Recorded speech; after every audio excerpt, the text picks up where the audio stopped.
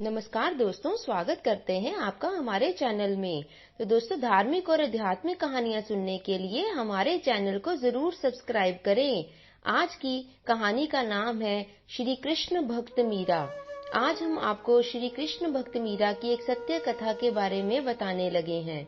एक बार इंग्लैंड के महाराजा ने अकबर को पत्र लिखते हुए पूछा, आपके भारत में सबसे सुंदर रूप किस व्यक्ति का है? तब अकबर विचार करने लगा, सबसे सुंदर रूप किसका हो सकता है? जब तानसेन उनके नजदीक बैठे थे तो उन्होंने तानसेन से पूछा, तानसेन तुम्हें पता है इस भारत में सबसे सुंदर रूप किसका है? तब तानसेन कहने लगे, हमारे भारत में सबसे सुंदर रूप तो वृंदावन के ग्वाले का है। तब अकबर ने पूछा, वह वृंदावन का ग्वाला कौन है? तब तानसेन ने कहा, वह भगवान श्री कृष्ण है। इस प्रकार पत्र में भगवान श्री कृष्ण का नाम लिखकर अकबर ने वह पत्र इंग्लैंड की ओर रवाना कर दिया। समय बीतता गया। एक अकबर ने तानसेन से पूछा, तानसेन तुम कहते हो भगवान का रूप बहुत प्यारा है और सारी दुनिया उनसे प्यार करती है, पर क्या ऐसा भी कोई इंसान है जिससे भगवान प्यार करते हो? तब तानसेन ने कहा, अवश्य है, इस दुनिया में ऐसे बहुत सारे इंसान हैं जिनसे भगवान प्यार करते हैं। तानसेन की बात सुनकर अकबर ने कहा, अगर हो सके तो मुझे उसका दर्शन कराओ। तानसेन कहने लगा, अवश्य लेकर चलूंगा, पर आपको अपना रूप बदलना पड़ेगा। अकबर तो सम्राट था, उसने कहा, मैं उनके दर्शन के लिए अपना रूप बदलने के लिए तैयार हूँ। इस प्रकार तानसेन और अकबर ने अपना रूप परिवर्तित कर लिया। अब वह दोनों धीरे धीरे दिल्ली से चलते हुए चित्तौड़ तक आए। चित्तौड़ पहुंचकर उन्होंने पूछा, यहाँ भक्त मीरा भाई का महल कहाँ है? किसी ने बताया, वह जो दूर एक महल दिखाई दे रहा है, वहाँ पर भक्त मीरा रहती है। वह दोनों साधु का वेश बनाकर जैसे ही मीरा के महल में जाने वाले थे, कुछ लोगों ने उन्हें रोक लिया। वह कहने लगे, हम भक्त मीरा के दर्शन के लिए बड़े दूर से चलकर आए हैं, हमें उनका दर्शन करना है। तब महल के बाहर खड़े सैनिक कहने लगे, अरे मीरा यहाँ नहीं रहती है, वह तो सारा दिन गिरधर गोपाल के मंदिर में पड़ी रहती है। तुम्हें उनका दर्शन करना है तो वहाँ पर चले जाओ। उस सिपाही की बात सुनकर अकबर और तानसेन गिरधर गोपाल के मंदिर में आए। जैसे ही वह मंदिर में जा रहे थे, उन्होंने देखा एक छोर पर बैठी मीरा अपने आंखों से आंसू बहा रही है। उसकी यह विरह अवस्था देखकर अकबर दंग रह गया। वह मीरा का तेज देखकर हैरान हो गया। वह सोचने लगा, एक साधारण इंसान में इतना तेज कैसे बस सकता है? पर तानसेन की बात मानकर वह एक कोने में बैठ गया। थोड़ी देर गुजरी, मीरा के नेत्र खुल गए।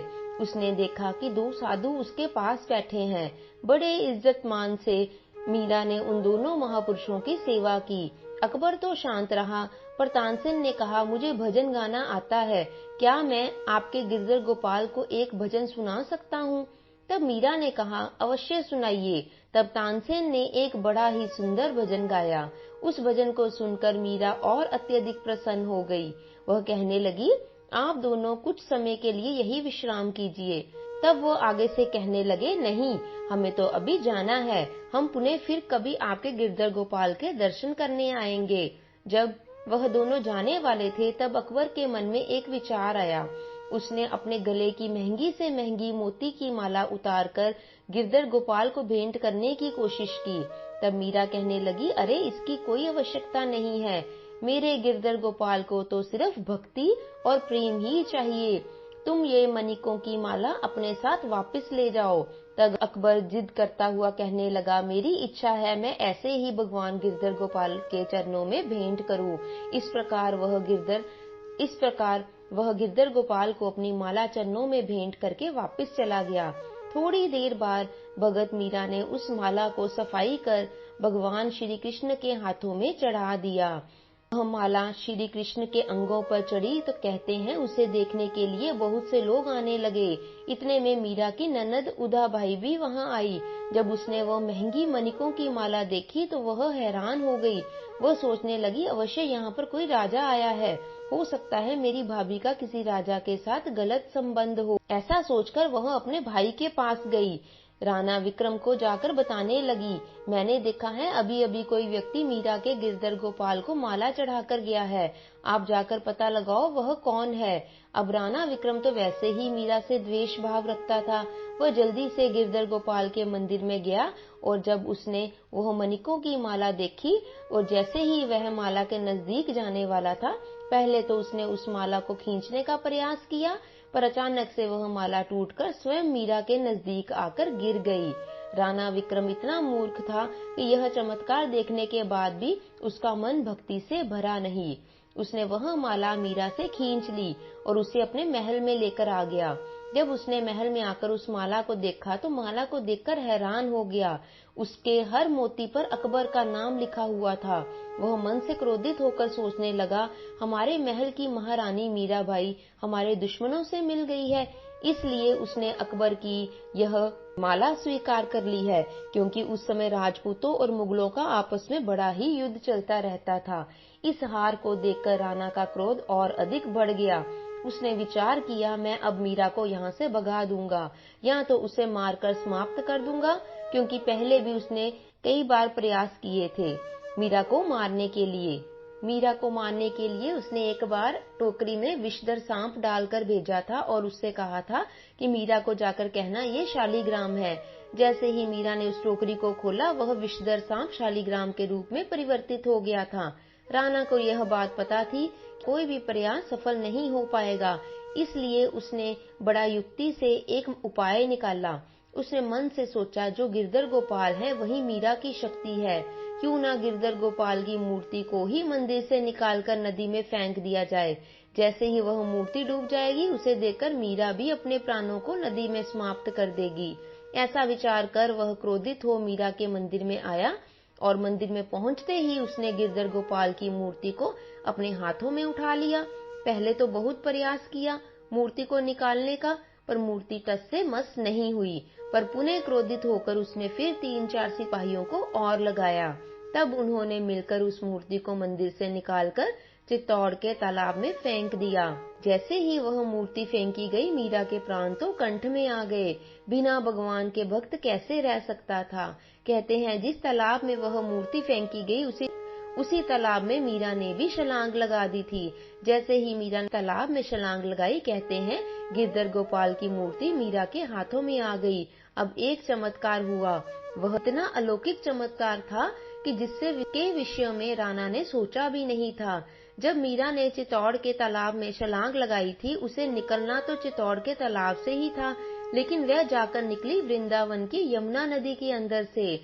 यहाँ पर भगवान श्री कृष्ण का निवास था। जय श्री कृष्णा। जब मीरा ने बाहर निकलकर देखा तो वह हैरान हो गई। मैं डूबी तो चित्तौड़ में थी और प्रकट यहाँ वृंदावन में यमुना नदी से कैसे हो रही हूँ। वह समझ गई ये सब भगवान का ही प्रताप है। वह मूर्ति को लेकर बाहर आई। अब तो वृंदावन रहकर ही भक्ति करने लग पड़ी और उसने भगवान श्री कृष्ण की उपासना की। जब राणा विक्रम को यह बात पता चली तो वो और अधिक क्रोधित हो गया। उसने बड़े प्रयास किए मीरा को पुनः चित्तौड़ लाने के, क्योंकि वह नहीं चाहता था कि समाज में उसकी बुराई हो। लोग इस प्रकार कहें कि राणा सांगा की पुत्रवधू वृंदावन में संतों के साथ भक्ति कर रही है। राणा विक्रम तो चाहता था मैं मीरा को पुनः अपने महल में लेकर आऊं और महल में लाकर ही उसको अनेक प्रकार की यातनाएं दूं। उसका यह प्रयास भी सफल हुआ। वह किसी प्रकार मनाकर मीरा को अपने महल में लेकर आया। अब तो उसने बड़े प्रयास किए मीरा की भक्ति में विघ्न डालने के, पर जिसका परमात्मा में विश्वास होता है उसकी भक्ति तो सफल हो जाती है। मीरा जब बहुत परेशान हो गई, तब उसने भक्त तुलसीदास जी को एक पत्र लिखकर भेजा और पूछा, इस स्थान पर रहकर मेरी भक्ति में बड़े विघ्न आते हैं, आप कोई उपाय बताइए जिससे मेरी भक्ति सफल हो जाए। तब भक्त तुलसीदास जी ने पत्र लिखकर कहा, जिसको भगवान राम से प्रेम नहीं है, ऐसे सगे संबंधियों का त्याग करने में ही भलाई है। श्री तुलसीदास जी महाराज की बात मानकर मीरा अब द्वारिका आ गई। जैसे ही मीरा ने चित्तौड़ का त्याग किया, कहते हैं चित्तौड़ में दुखों का पहाड़ टूट पड़ा। अब तो आए दिन मुगलों की सेनाएं चित्तौड़ पर हमला करने लगी। बहुत लोग व्यतीत हो गए, कईयों के सुहाग उजड़ गए। कई ब्राह्मणों ने आकर राणा विक्रम से कहा, अब आप प्रयास करो, आपने भक्त को रुष्ट किया है और जाकर मीरा को पुनः मनाकर वापस लाओ, अन्यथा हमारा चित्तौड़ बर्बाद हो जाएगा। राणा ने ब्राह्मणों की बात मानकर कुछ विद्वान ब्राह्मणों को द्वारिकापुरी भेजा। वह मीरा को मनाने गए। मीरा ने कहा, अब मेरा स्थान यही है, अब यहीं रहकर मैं परमात्मा की भक्ति करूंगी। ब्राह्मण कहने लगे, जब तक तुम हमारे साथ नहीं जाओगी हम वापस नहीं जाएंगे, हम भोजन करेंगे ना ही हम पानी पिएंगे। उनकी यह बात सुनकर मीरा कहने लगी, मैं अपने परमात्मा से पूछ कर आती हूँ, वह जैसी आज्ञा देंगे मैं वैसा ही करूंगी। कहते हैं मीरा भगवान के नजदीक गई और रोते हुए कहने लगी, हे नाथ, क्या आप मुझे पुनः बंधन में डालना चाहते हैं? आप नहीं चाहते मैं आपके साथ ही रहूं? अब इन प्राणों का त्याग कर आपके अंदर ही समा जाना है। मेरे ऊपर इतनी कृपा करो, मेरा यह जीवन आपके ऊपर ही सर्वस्व अर्पित हो जाए। मीरा इस प्रकार सच्चे हृदय से परमात्मा को प्रार्थना करने लगी।